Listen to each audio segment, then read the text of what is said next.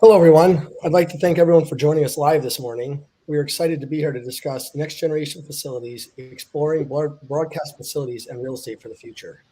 My name is Sal DeMeo, and I work out of the Quest New York office, and I will be your moderator for today. I'll be joined by Paul Charleston from our UK office, as well as Eric Benoli from our Canada office, who both have extensive experience in broadcast relocation, not just in the US market, but globally. We'd like to ask our audience to please put in the chat where you're tuning in from as well. I would also like to let everyone know if you have any questions throughout the entire webinar, please feel free to put them in the chat even as we're speaking. We'll make sure to address them at the end for you. So now let's meet our panelists for today. First, I'd like to introduce Paul Charleston. Paul's a principal in our International Broadcast Integration Department out of the UK. Paul, thanks for joining us, and it's great to have you here today. Good morning, Sal. Thank you for having me. So I've spent kind of 16 years in the broadcast industry, looking after everything from operational engineering, outside broadcast, through to major transformations and project engineering for vendors and broadcasters in the international marketplace. Well, thank you for joining us again. Next, I'd like to introduce Eric Benoli. Eric is one of our senior program managers out of the Canada office. Eric, great to have you here as well, and thanks for joining us. Hi, thank you very much, Sal. So my name is Eric Benoli. I have worked in the broadcast industry for the past 30 years. I serve for various role positions from CIO to CEO across the world. And I really focus on helping broadcasters to drive transformation for the future, including like relocation to different facilities. Well, it's great to have you here and look forward to our discussions. And like I said, my name is Sal DeMeo. I've been in the broadcast industry for a little over 24 years, working in pretty much every aspect of operations and engineering. So I'm excited to talk today on really what's some of the driving factors as well as the opportunities that come from relocation. So let's start with that actually first. The driving factors have changed over the last few years, especially of what's really causing companies to look to relocate. So I'd like to just talk a little bit about, some things, such as designing or downsizing our footprint, streamlined workflows, remote capabilities, new generational workforce, and how that's really changing what the way we work in the broadcast industry. Paul, if you can really just talk a little bit about your experience with that and what you see the driving factors now compared to maybe a few years ago as well. Absolutely. Thank you, Sal. So what it really comes down to is legacy. So we had all of these broadcasters who set up very legitimately many years ago and have since become major brands.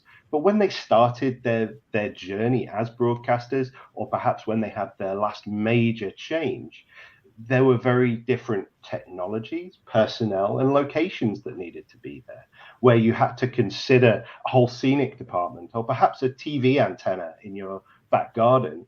Now people want a smaller and more agile space.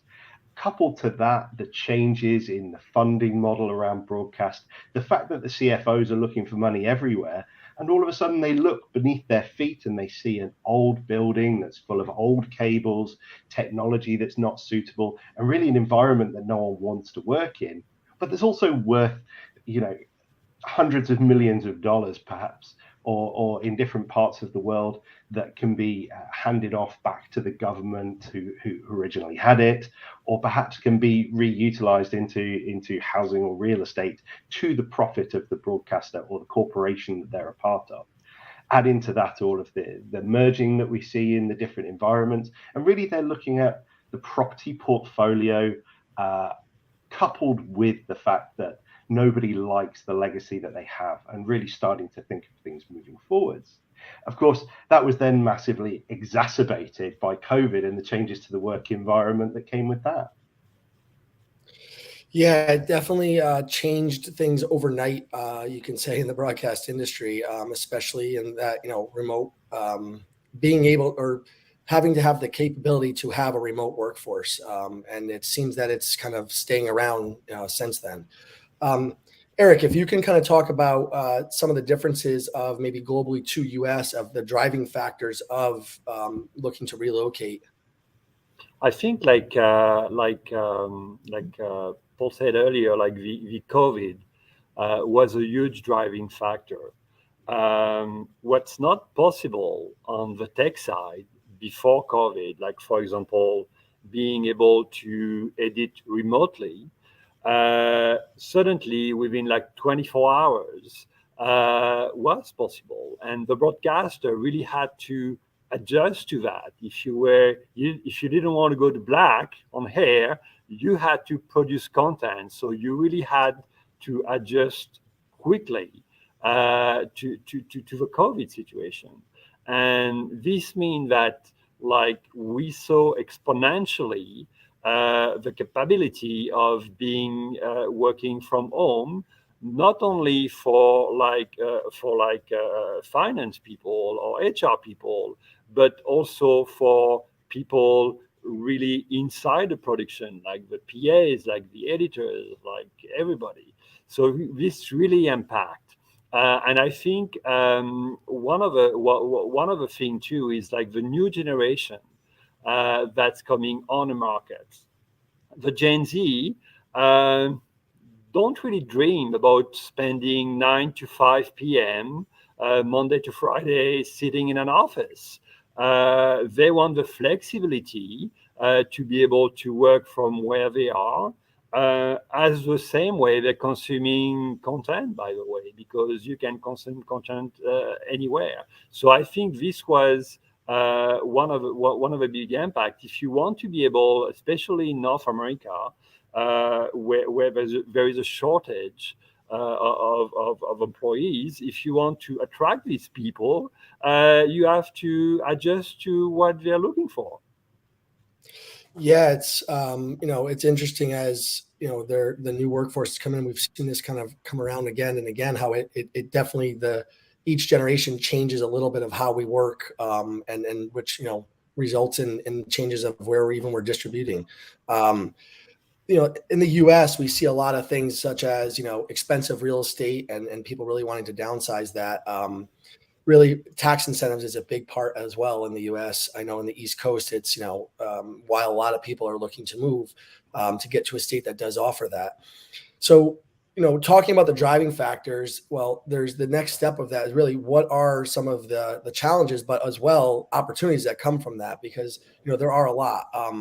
As you all said, having an older building that it's really kind of prohibits you of doing certain things, maybe opening up certain walls, creating bigger studio space, maybe getting rid of what was office space that now can be more production space. I think a lot of companies are looking to pretty much look at cost and say it's almost cheaper now to start over while I'm doing that downsizing or getting those tax incentives. So Paul, if you can just really talk about some of the challenges as well as opportunities that come with a relocation of a broadcast facility.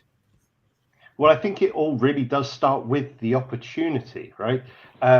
It's a great moment of reflection where previously projects and changes are evaluated from maybe a technical perspective or by the creative possibilities that it unlocks, or perhaps the finances that need to be done. It's an opportunity to think about all of them in the same state. So not just where are we as a company, where do we want to show ourselves, but what is our highest value proposition into the marketplace? How do we maintain our individuality and the success that we have and actually accelerate that with a new location? And the challenge to that is that you need to bring the people along. Not just the people who are operational, not just the people who might have an impact to where they're going to work, but also to get rid of some of the legacy thinking that comes along with a building. When a building is made for purpose, it then starts to affect that purpose. It's no longer thinking about it as, well, this is Edit 11, that is for this specific purpose, therefore it only needs this equipment. Instead saying, what does Edit 11 achieve for us? Do we need that to be in an edit suite at all? Or if we do, what does that space really represent to us? And is it of the right value to the value that we get from our output? So what we try and say is thinking about it from an end-to-end perspective, thinking about what the business is trying to achieve by that relocation, and then breaking down to the granular requirements that that building needs to facilitate, rather than just looking to lift and shift, or perhaps even worse, lose some of the individuality that you have in the new location by compromising too far. Yeah, all great points. Eric, can you kind of give a perspective of what that, the differences maybe, or even just some of the different challenges that come up in the U.S. as well as opportunities uh, compared to the, globally maybe? So I think one of the big opportunity, as you know, Sal, like the broadcast landscape in the past 2 decades, past decade even, changed drastically, especially regarding like the OTT and all the different streaming platform that we need to feed. So there is a urgent need of aligning the strategy of the organization to the operation. Now, on the operational side, you really need to have a highly flexible environment to be able to adjust to whatever the strategy and the content and the distribution platform required. So the change of facility really help moving forward. It's kind of leverage the focus on what does the strategy of the company is now, but also what the strategy will be in 5 years. And one of the things too is, like Paul mentioned earlier, you have a lot of legacy equipment, right? That maybe not adapted to what you need to do now. And the move in the new facility really help you to streamline all the technology and to make sure that, yes, I'm ready for what I need to do now, but I have the flexibility to be able to respond to the strategy and the operation for the next 5 years. Yeah, I think, as you said, like the next 5 years are going to be interesting in this industry as things are changing very rapidly. Um, you know, Interesting to see, Paul, if you can kind of comment on the differences of some of those challenges really in the global market that you're seeing, from country to country, and just touch on those a little bit, seeing that we are a global company at Quest. Just, any of the experience you've seen with that. Definitely. And again, it's not just about challenge, it's about opportunity as well. If I think about the deliveries we've done from New York all the way to Sydney, Australia, each market is very individual. As Eric was saying earlier about tax incentives in the US, this is a great driver that people are utilizing to kick off these transformations. And there are other markets that do that. There are other markets where there are governments who are causing relocations. And again, it's an opportunity to transform, to think about what you're doing and to do it better, or to do it in a way that adds more value to the viewer. But there's also a lot, especially in Europe, of thought about the greater environment, climate change, trying to work towards net zero, and avoiding the possible financial problems that are going to come with that. Certainly, some markets are building in much more restrictive legal frameworks and a lot more cost into businesses. A good example is energy spiking in Europe, where in some cases the lease cost of that new building pales in insignificance to the electricity cost unless you start farming out to cloud or building very thoughtful data centers within your areas. So really, it is very dependent on the different marketplace. Some are using some concepts to build the reason for change, and others are using it to protect against possible threat. Thank you for that. It's definitely interesting with us, like I said, being a global company, how it really changes from market to market, and some of them are subtle and some are major. So with knowing all of that and knowing that we are global and we do have customers all over the world, how is Quest really helping our clients?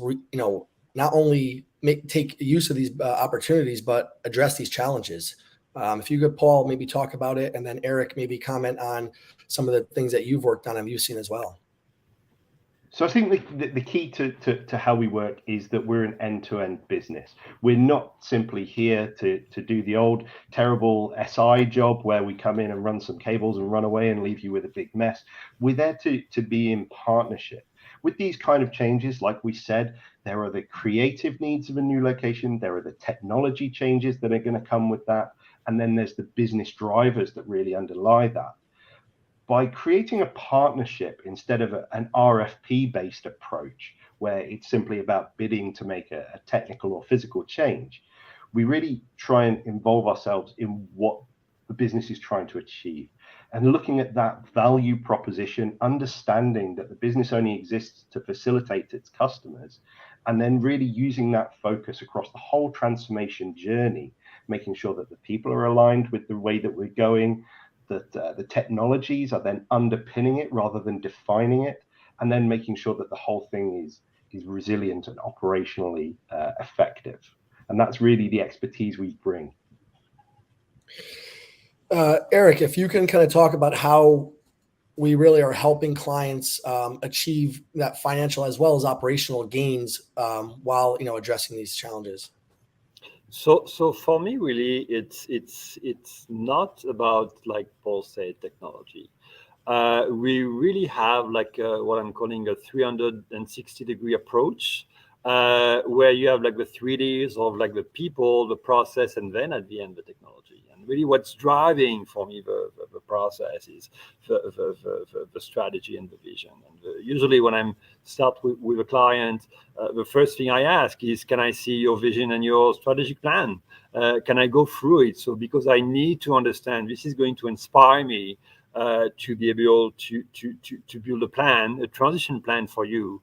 And it's not really, when we're thinking about the move, it's not at all about moving people from place A to place B. It's about transforming the organization. And it's really to start a new era. And you can leverage this to be able to review completely like your process. One of the key things is really make sure that all the people are on board, from the executive, from the CEO at the top, to all the way along the line.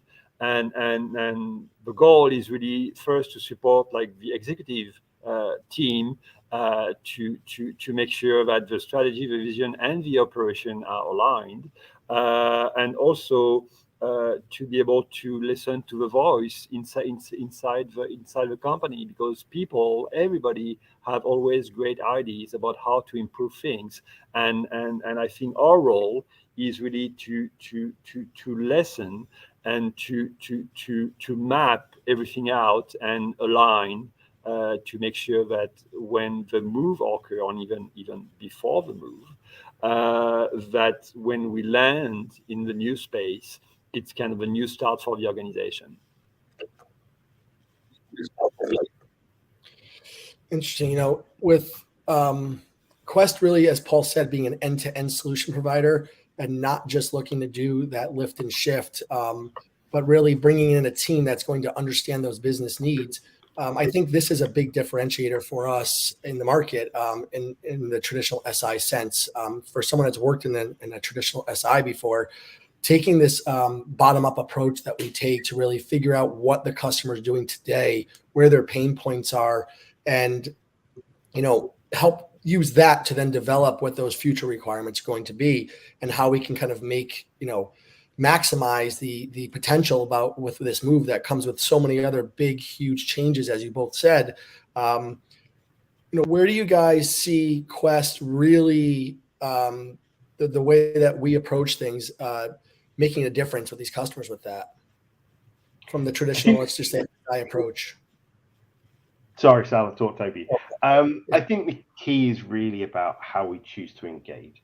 A good partnership, I keep saying partnership because it's how we feel about that. A good partnership is based on a mutual fit. So again, like I say, instead of some RFP process where there's a judgment of multiple people against a set of criteria, instead it's about coming in and understanding what you do, where you see your value, where you see your differentiators, where you want to get to. Again, we're going to keep saying that because myself and Eric, we keep thinking that way, because two different organizations, two different broadcasters are incredibly different and want to be incredibly different. We can't come in with a blueprint or a map and say, Do all of these things, and then you'll have a successful transformation. Who are the people? Who are the stakeholders? Who are the different departments who are going to craft this? Do you want to bring back in-house your creative product, whether that's graphics, set design, camera work, or do you want it to be a more engineering-based remote production setup? Everyone is so independent and different, and we know that that's the value that we have to come in with you and help you to realize your future there. So really, it's about coming in and having a conversation, understanding each other, and then choosing whether to go forward or not. While we would love everyone in the world to be working with us and we believe we bring immense value, sometimes it might not be the right fit. So we want to be there having that conversation and really understanding where we can help you.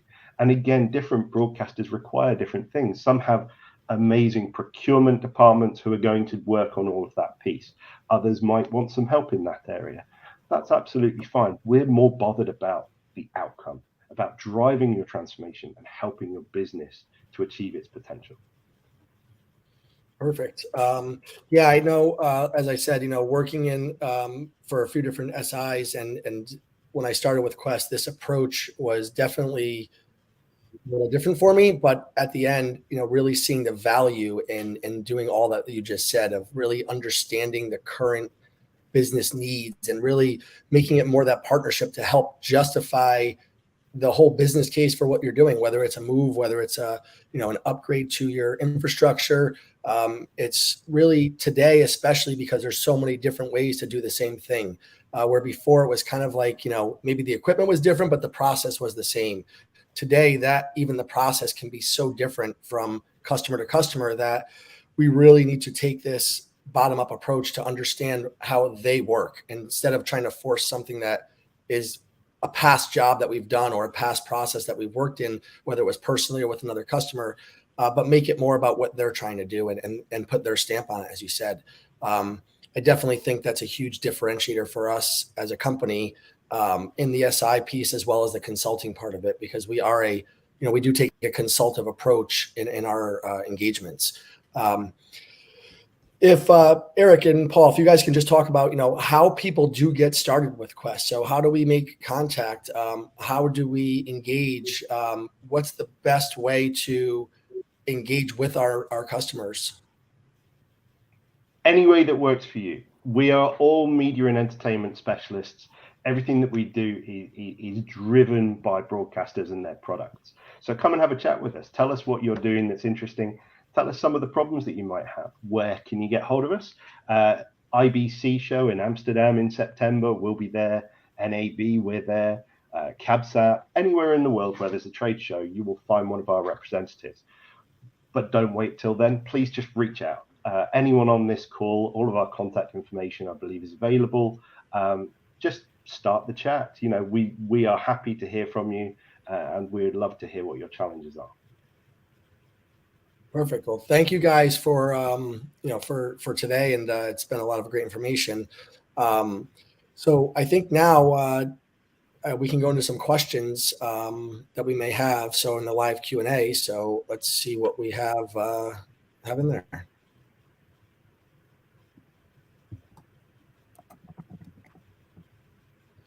All right, so we have one from Andrea. So if you are not planning to make a cinema scripted, what are the requirements for next gen real estate requirements? Who would like to take this one? You want to go, Paul? And I can follow. Yeah, so when you're kind of talking about cinema scripted, so more on the drama side of things. So, I mean, I would generally make the differentiation between narrative-based production offline and kind of live transmission-based broadcasting. So if you're not planning to make cinema or scripted, I'm going to assume you mean live.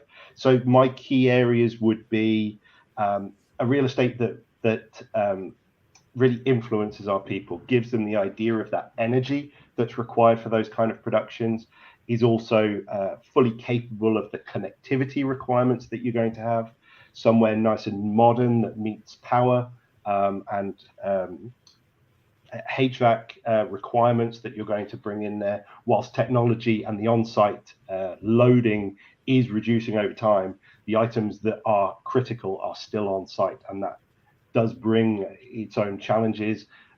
Certainly where we're in more historic city centres, obviously myself being in London, it's a problem we often have, trying to get the right amount of power, drill through walls that are hundreds of years old and things like that for those locations.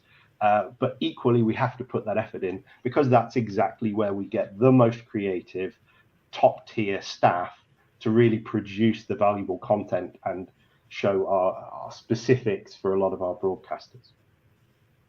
Yeah, if I may add, Sal, to that, Sure. one of the big challenge, in fact, when you're working with scripted, is mostly like storage for like scenics, props, water, all that thing. Like, and you have to keep it for the continuity, obviously, of the shooting. I think like one of the trigger is to have a good understanding, like first, if you're doing live or not live content, because this is going to be a big change. And for me, one of the things that if you're not doing like cinema or scripted, it's really to find the right balance between remote versus in-house.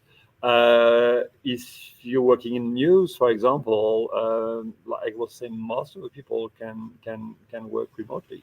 So it's to build also the infrastructure to balance like the cloud aspects and the in-house aspects, and really to look at also the way you organize the space. Because if you look at your floor plan, actually maybe like everybody's in an office. As you know, like the new trend since like few years now, it's like open space and be able to have the flexibility to have the whole people coming together. So it's really to think when you're looking at your listed environment, like how do you want the team to communicate? Which team have to be next to each other to make sure that you optimize the way they are working? So it's not only, it's also about like how do you logistically place the people in the work environment, and also how do you create the dynamic with like people working remotely versus the people who are working in house. Thank you. So, Paul, if you can take this one, what are some of the key steps to planning on a new facility, and what are some of the key building blocks? I mean, the first is discovery. We have to go through that idea and that alignment process. What are the outputs required, and how does that turn into granular requirements? Now, that's going to sound really dry and really boring, but where we really use that is to break down that legacy. We know that we need live support. We know that we need edit bays. We know that we need production galleries. But classically, people say, okay, well, we'll stick all the screens over there. Okay, well, how many screens and why? And when you start really pulling that apart and saying to people, what are you actually kind of working on? What do you really need to see? Oh, we need to see that. Why do you need to see that? Because. Okay, let's get into because. And then let's start to really kind of put that together and say, okay, support is one area, editing is another area, storage and data center is another area. And really starting to understand what each of those businesses need for the future rather than need to replicate what they're doing now. So granular discovery, documentation, adaptation, and transformation.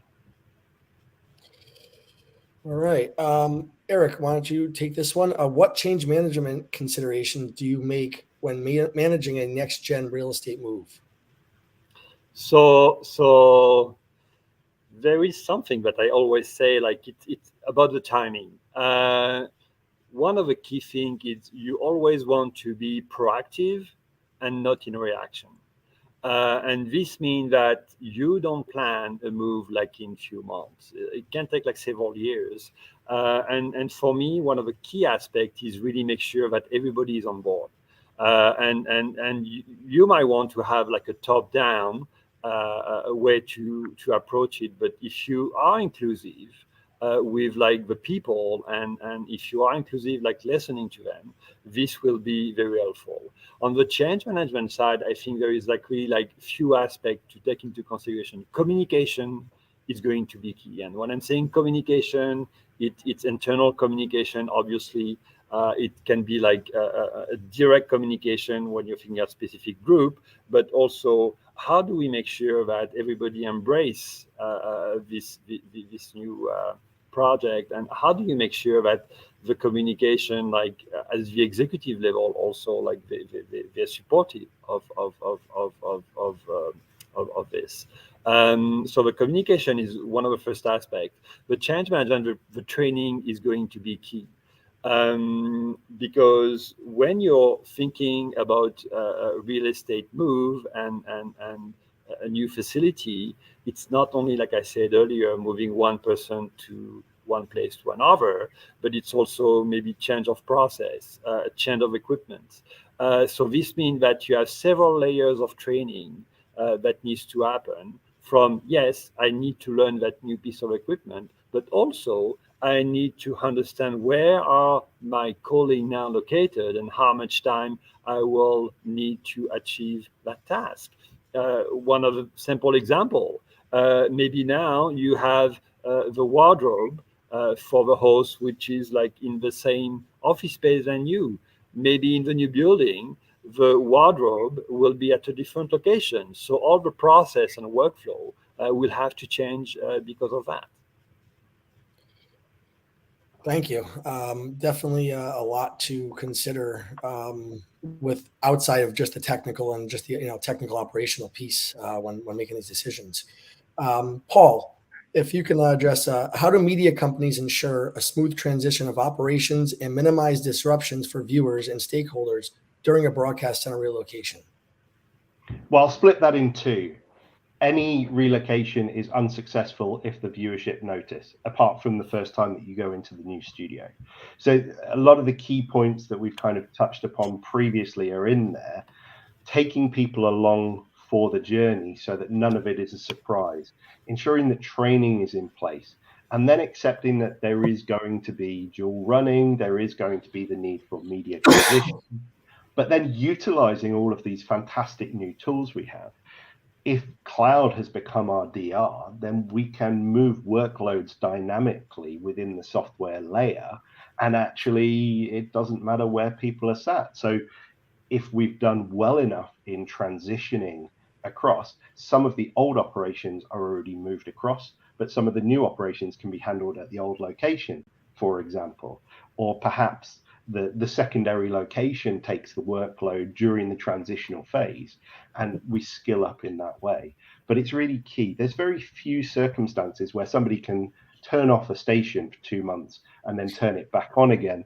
All I can think is a couple of sports federations with real downtime, but the reality is that even they don't want to lose that time of production or pre-production. So it's all going to be about layering and tiering your planning so that from day one of perhaps that multi-year project, you've brought along everybody who's going to be in that new location. And when they move, it feels like home away from home. Yeah, it sounds like it really comes back to that change management and being able to, help the customers again with not just the operational, but every piece of it. So when people do get there, like you said, they are comfortable and feel like it's, business as usual. Eric, if you can take this last question of what are the average size of the studios you are seeing being built in this environment for TV drama production specifically? So I mean, it really depends of what type of TV drama you're producing, and by that I mean, like, I don't really see a big change for the same series, for example, in the change of the aspect of the studio size per se. Like I worked on project that we're looking at a million square feet, for example, for the overall building to be able to move into the facility with like several studios. But what I'm seeing more and more when you're building a new facility, and this is including, in fact, TV drama production, is on top of a studio space where you're going to produce your content, you also build some flex space or some specific area where you can shoot some vodcasts, for example, or you can shoot some specific content. Maybe not with like broadcast camera, but you can even use an iPhone if you want. But that space is set up specifically with like good lighting, with a great backdrops or background to be able to do an interview, for example, of one of a character at the end of a shoot. And then social media people will use that and will leverage that content to be able to do some marketing and communication piece. Thank you. Well, that's going to wrap up our questions for today. If we did not get to your question, please feel free to reach out to us and ask away, and we can definitely have someone respond to you and have a conversation. So I'd like to thank everybody for joining us today. I'd like to thank our panelists for contributing. If you'd like to learn more about Quest and our services, please scan the QR code or just reach out to us directly. And again, just thank you everyone for joining. And if you didn't get a chance to watch this live, it will be up on our YouTube channel shortly. So thank you again. And we look forward to the next one. Thank you again, guys. Thank you to you, Thanks, Sal. Sal. Have a good day.